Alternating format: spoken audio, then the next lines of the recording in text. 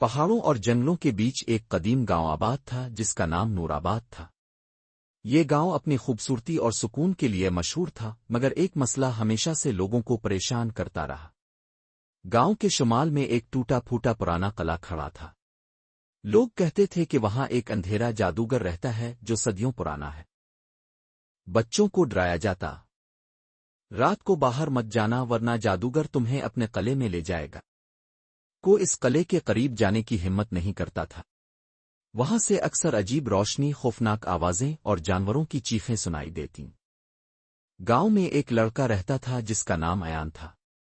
وہ چھوٹا سا مگر نہایت بہادر اور تجسس رکھنے والا بچہ تھا۔ جہاں سب ڈرتے وہاں وہ سوال کرتا، اگر وہ جادوگر اتنا طاقتور ہے تو ابھی تک ہمیں نقصان کیوں نہیں پہنچایا؟ آخر وہ چاہتا کیا ہے؟ ایان کے والدین اکثر اسے ڈانٹتے کہ زیادہ تجسس نہ کیا کرے، مگر اس کے دل میں ایک آگ جلتی تھی کہ وہ حقیقت جان کر رہے گا۔ ایک رات اچانک پورے گاؤں پر اندھیرا چھا گیا۔ چاند اور ستارے بھی غائب ہو گئے۔ لوگ ڈر کے مارے گھروں سے باہر نکلے تو دیکھا کہ آسمان پر سیاہ بادل جمع ہیں اور قلعے کی طرف سے خوفناک ہنسی کی آواز آ رہی ہے۔ جادوگر نے اپنی طاقت سے گاؤں کے درختوں کو سکھا دیا، نہریں خشک کر دیں اور فصلیں جلا ڈالیں۔ لوگ رونے لگے، بچے چیخنے لگے۔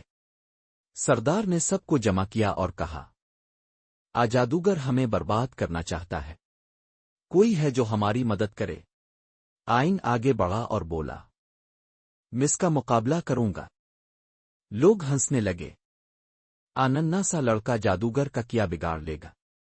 لیکن ایان نے فیصلہ کر لیا تھا۔ ایان تنہا جنگل کی طرف نکلا۔ کئی گھنٹوں کی مسافت کے بعد اسے ایک پرانا درویش ملا۔ اس درویش کی داڑھی برف کی طرح سفید تھی اور چہرہ نورانی۔ آئین نے سب حال سنایا۔ درویش مسکرایا اور بولا، جادوگر کو ہرا دینا آسان نہیں۔ وہ اندھیرے سے طاقت لیتا ہے، لیکن ہر اندھیرا روشنی سے ٹوٹتا ہے۔ تمہیں روشنی کا چراغ تلاش کرنا ہوگا۔ ایان نے پوچھا، یہ چراغ کہاں ملے گا؟ دروش نے کہا، یہ چراغ قلعے کے سب سے گہرے کمرے میں قید ہے۔ اسے پانے کے لیے تمہیں 3 آزمائشوں سے گزرنا ہوگا۔ ایان چراغ کی تلاش میں قلعے کی طرف بڑھا۔ سب سے پہلے اسے خوف کا جنگل ملا۔ یہاں درخت ایسے لگتے جیسے زندہ ہوں۔ ان کی شاخیں ہاتھوں کی طرح آگے بڑھ کر پکڑنے لگتیں۔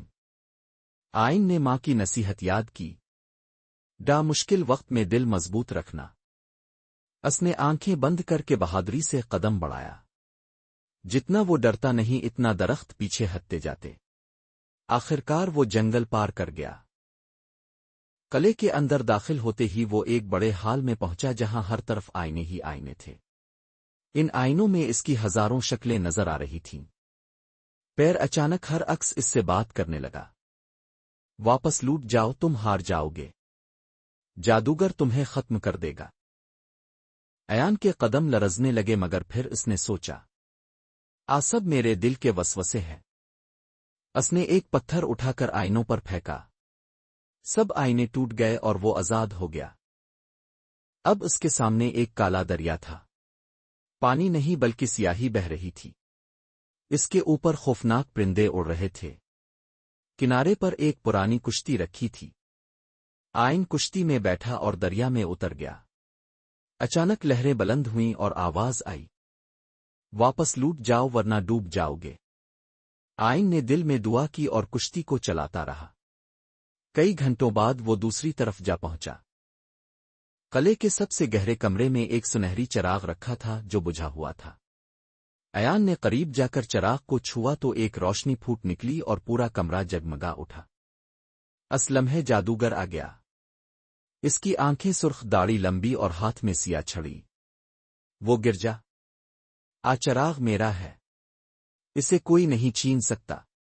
جادوگر نے اپنی چھڑی گھمائی اور آگ کے شعلے چھوڑے۔ ایان نے چراغ کو اوپر اٹھایا۔ جیسے ہی روشنی پھیلی شعلے بجھ گئے۔ جادوگر پھر چیخا اور اندھیرے کا طوفان لایا۔ آئین نے دل سے کہا، اللہ مجھے ہمت دے۔ چراغ کی روشنی اور زیادہ بڑھ گئی۔ اندھیرا ٹوٹنے لگا۔ جادوگر کی طاقت کم ہوتی گئی۔ وہ زمین پر گر پڑا اور چیخ کر بولا، مجھے معاف کر دو، میں صدیوں سے اندھیرے میں قید ہوں۔ ایان نے چراغ کی روشنی اس پر ڈالی۔ جادوگر کا اندھیرا ختم ہو گیا اور وہ ایک بوڑھے انسان میں بدل گیا۔